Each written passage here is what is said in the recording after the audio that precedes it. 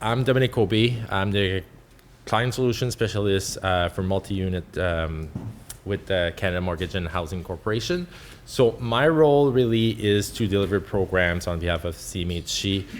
So CMHC, we deliver programs on behalf of the federal government. So really my role, I work with proponents that are looking to develop housing, and I try to help them to find the best financial solution to get their project going.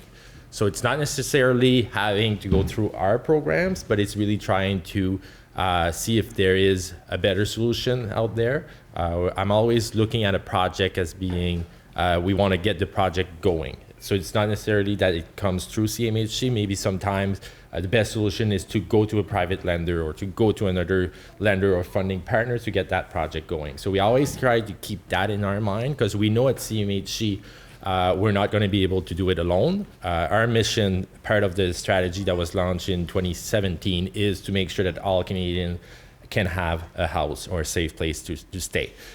So like I said, we know we're not able to do that alone, so we need to make sure that we find solution and work with partners in order to get that done.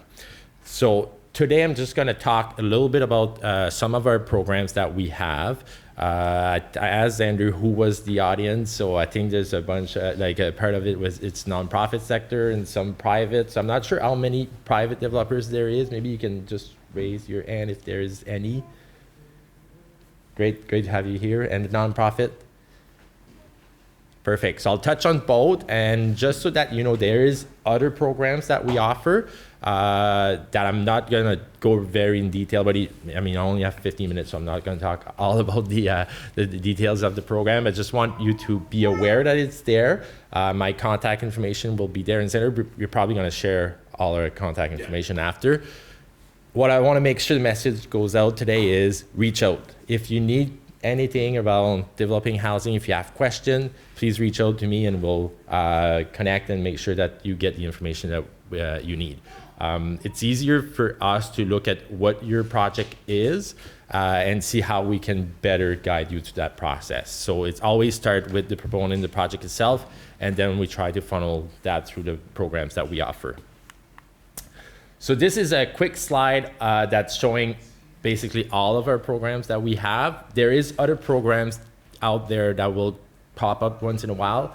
That's not there. They're kind of like emergency programs, like for example, Rapid Housing Initiatives. There was 2 rounds already, and there's a 3rd round coming. It's not there. It was a response to the pandemic that the federal government launched. So I'm not going to touch that too much because we never know when it's coming, but it's always something that we take in consideration when we have project. If there's a good project, it can fit within those programs, we'll bring it up with the proponents. But I'm not going to touch too much that in details today.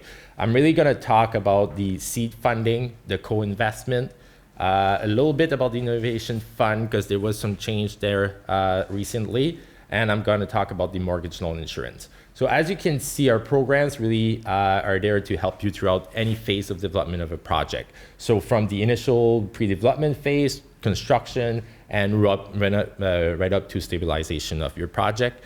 And we also help anywhere from affordable housing to market units. So really we try to oversee all of the housing needs as far as development goes. So I'll touch a little bit on the Innovation Fund now because I don't have a slide on it. So the Innovation Fund, what it is really to support innovative projects that we have. It can be any type of projects, really. It's something that innovation is like something that doesn't exist. So really we don't have examples because it doesn't exist, right? So if you have a project that's really out of the box, something new that doesn't exist, it can be either different type of construction, different type of financing. We can try to find financing under the Innovation Fund. Another part of the Innovation Fund that was launched is the rent-to-own portion. That's new as well, is we're trying to finance projects that are taking the rent-to-own approach. Now, I have a lot of questions about that because I don't know exactly what the best model is. And we're really open to having proposal around the rent-to-own option here. So if you come to me and tell me what should it look like, I'll tell you, tell me what you think it can look like, and we can work together on that and see if we can use Innovation Fund to help you put that project in place. So the first program I wanted to touch on is the seed funding. So maybe there's some of you that knows about it because we did do some projects. We did fund some projects here in the region. So the seed funding is really to help you put your project in place. So it's really to help you with all the pre-development costs. So to do like your building plans, environmental site assessment, geotechnical, so everything that comes prior to construction, seed funding will be there. It's a very important part of a project to put a nice package and really so that funders understand what you're trying to do as a project. So the seed funding really will help you with that part. We don't need a lot of information for the seed funding. We basically need to make sure that your project is feasible. The main thing really is that you have identify a parcel of land and that you have at least a purchase and sale agreement in place, and that there's proper zoning or possibility of having proper zoning for that piece of land. Other than that, the main criteria is to have an affordability requirement as part of your project. So the affordability here can be any definition under any of our programs that we have, provincial programs, if it meets one of their programs, or municipal programs. So we're really flexible around what we can support as far as affordability under the SEED program. Other than that, it's basically what we need as far as the SEED goes. What it consists of is a non-repayable contribution and an interest-free loan. So the non-repayable can go up to $150,000 in the contribution, and the repayable portion, which is interest-free, can go up to $350,000. The amount will be determined based on the number of units that you want to build and the level of affordability. So it can vary really on as far as the funding goes. So it's for sure, I mean, if you want to build a 10-unit building, we're not going to give you $150,000, right? So it goes with the number of units. So that's the seed funding. I'll talk about the National Housing Co-Investment Fund. This program is really our flagship program under the National Strategy for Housing. That program is where we act as a lender. So the funding will come directly from CMHC. So what it consists of is low-cost repayable loan with a 10-year term, and also a portion of it can be a contribution. Now, I know maybe some of you have heard about the contribution side where we have a contribution-only framework for the co-investment fund. That program is still out there. The take-up was very quick on it, though. We did fund a lot of projects in the first 6 months. So you have to have a very strong project to get to the contribution-only program. So if you have a project that you think will exceed on all the social outcome that we're looking for, you can reach out to me. I'll tell you really if I feel it's a good approach to go with the contribution only, or if it's better to look at the repayable portion. So what we're looking for this program, there's social outcomes. So first thing, the project needs to be financially viable on its own. Okay, so that's the main thing that we need to look at. Around the affordability, we ask that 30% of the units are at 80% of median market rents. That's the definition of the affordability. We ask for a minimum reduction of 25% in energy efficiency and at least 20% of the units to be accessible. And you need to commit to affordability for a minimum of 20 years. So that's what we're looking for this program. Also, we are looking to have a partner at the table. So it's called the co-investment fund for a reason. It's meant so that you can bring in other funders as well in the project. So the province could be a good example as a funding partner, municipal government, or any other type of partners would be very helpful for this funding.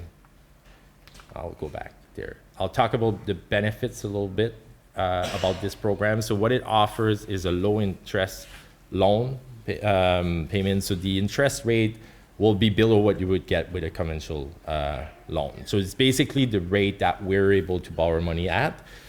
So it fluctuates on an hourly basis, I think, really. So just to give you an idea of what the interest rate would be, like today would be around 3.01. That would be the interest rate that we would be able to do a mortgage at.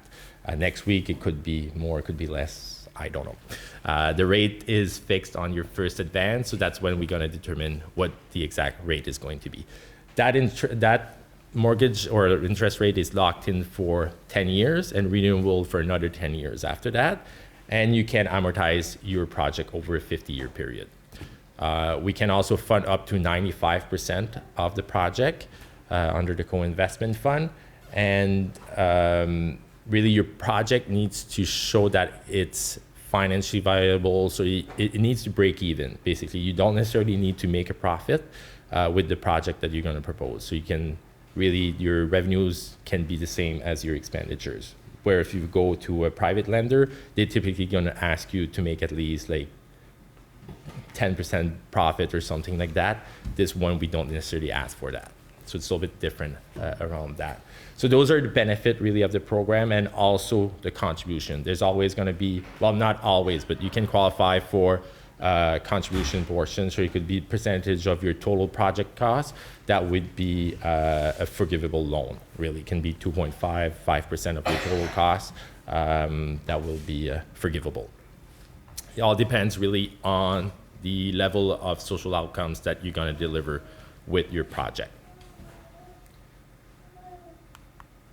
The mortgage loan insurance program, we made some changes last spring about that. Now, before it was called the MLI Select Flex, now it's called MLI Select. So we changed a little bit how it's done. So what that program is really, we insure your mortgage with an approved lender. So you can go to an approved lender to get the financing, and we would insure that mortgage with them. That would allow them to give you more flexibilities around the mortgage that they're going to offer you. So they can give you a longer amortization period. They can go up to 50 years as well, and they can finance up to 95% of your project if their mortgage is insured with us. And also it will give them flexibility to provide a lower interest rate because there's less risk really for the lender because we're insuring that mortgage. So it's a very popular program, that one, especially with private sector, where they can access more funding really to do their project.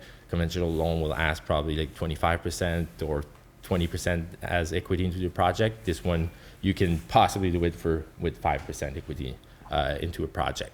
So that one, typically what I look at is for private developer would be the mortgage loan insurance.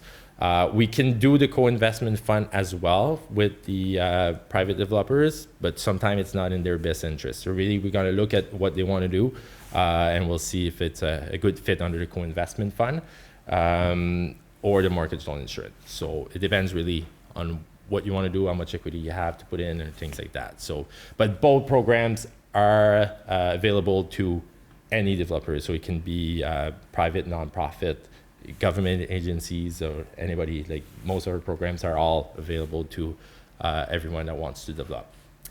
So those are the 2 or 3 programs really I wanted to present today. But like I said, the main thing is really I want you to know that we're there to help. We're here really to guide you through any funding programs that we have and to make sure that we can support you in your project development going forward. So I talked about this already. My contact information is there, and Xander's going to share it after. And we have this speed dating session as well to ask specific questions. Dominic's going to be an eligible bachelor during that. Yeah. Perfect. Okay, thank you.